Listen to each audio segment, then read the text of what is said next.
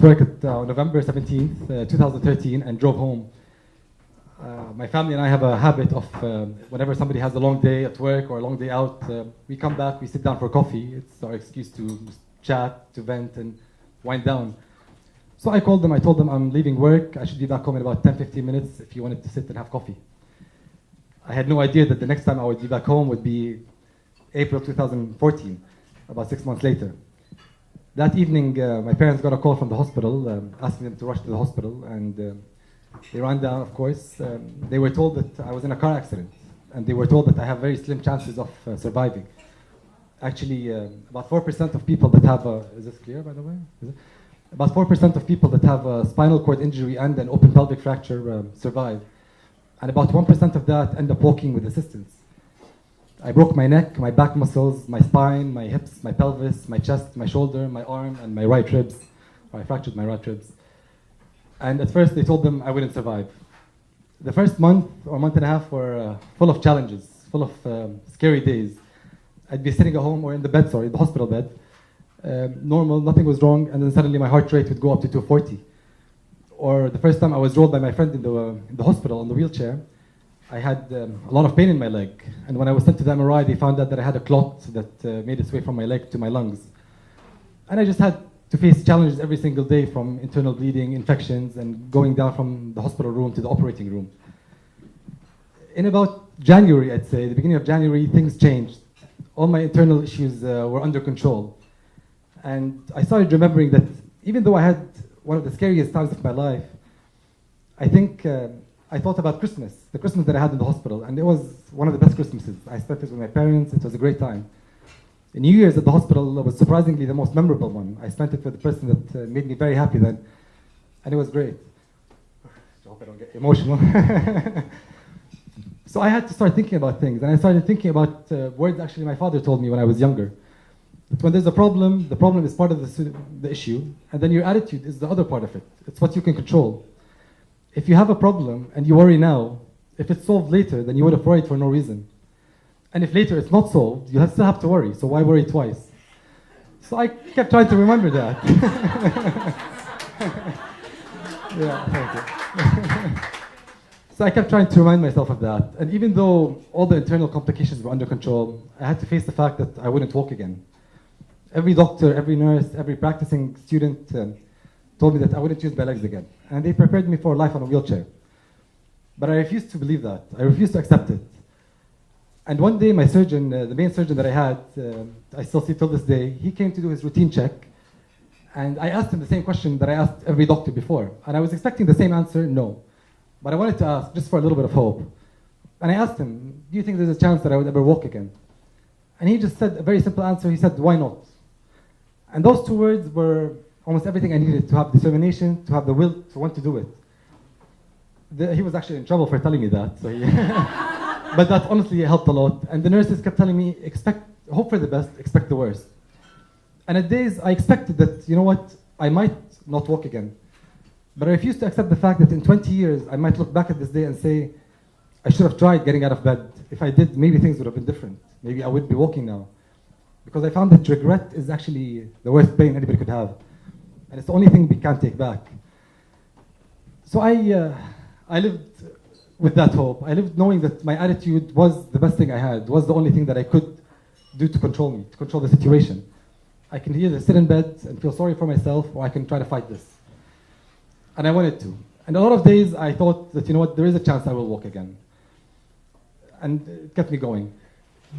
So I kept working with my physiotherapist. I kept driving him crazy, actually. I kept telling him, can I please try to stand? Can I please try to walk when I was able to stand? I kept going to the Harley-Davidson dealership where I had my bike stored, just to sit on the bike, to try to move on, to try to think that things will be normal again. I left the rehab center, and the next day I was back at work. And that was against the advice of all of my doctors. They told me you have to take 3 to 4 years off just to recover, work on yourself. But I didn't want to feel sorry for myself. I didn't want to feel that something was missing. And I didn't want to feel that people looked at me differently in any way, because I wanted to be normal again. So I moved on with my life, and I tried to carry on. When I left the hospital, when I left the rehab center, I was walking. But I learned that most of my challenges came after the hospital. And actually, till this day, even though the first lesson that I learned was that I'm able to do it. I learned that with the right support, right mindset, and right attitude, you're able to overcome any challenge. Maybe not physically fix it, that could be impossible, but you can fix the situation with the attitude. It's easier saying now, but if I was on a wheelchair now, I would also have two choices. Either be very depressed and not do anything in my life, or I can find a way to make the best out of being on a wheelchair.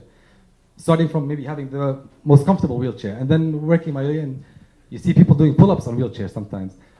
So it is the attitude. But I also learned that being human, we're very weak.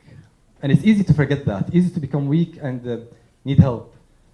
And a lot of times, even though I had great days where I was determined to make it happen, I had days where I wanted life to end. I had days where I begged the doctors and nurses to actually kill me. Or that I wished I didn't survive from the accident. I wished I just passed away right away so I wouldn't live like this. So there were days that were extremely hard. And I learned that I needed help. Even not too long ago, actually, I still had the same thoughts. And I still wanted life to end. But I learned that I needed help. And I needed support. And I learned that I need to show support and show love so that people can show it, not back to me, but to people around them. And that way, people will start opening up. The most thing I learned is that I didn't cause this to myself. It happened to me. And I have two ways, either live by myself and suffer, or try to open up. And unfortunately, it was a little bit too late to learn this because I ruined a lot of relationships. I pushed a lot of friends away. It was hard with my parents at sometimes because I expected a lot. I expected people to know what's happening to me. At work, I expected my employer to know that I have some physical challenges. And that gave me a lot of mental challenges too, actually. So I expected people to know and to help me. And I was upset when they wouldn't. And then I started learning that everybody has problems. Some problems that might be silly to me are very serious to others, and vice versa, of course. And it's easy for people to forget what's around them or not pay attention to other people's problems. So I learned that my problems aren't visible. I need to share them with people. I need to open up, and I need to bring people closer to me by opening up to them. And when I started doing that, it was full of emotions. It wasn't the most comfortable thing. It's not always easy crying in front of people. But when I opened up to the first friend, things changed from there. I was able to open up a lot more. And when I saw the support, I was truly convinced that, you know what, people want to support. People want to help. We just have to let them know that we need help. So that was my main lesson that kept me going. First, that I'm able, and that when I'm weak, why not ask for help, and why not ask for support?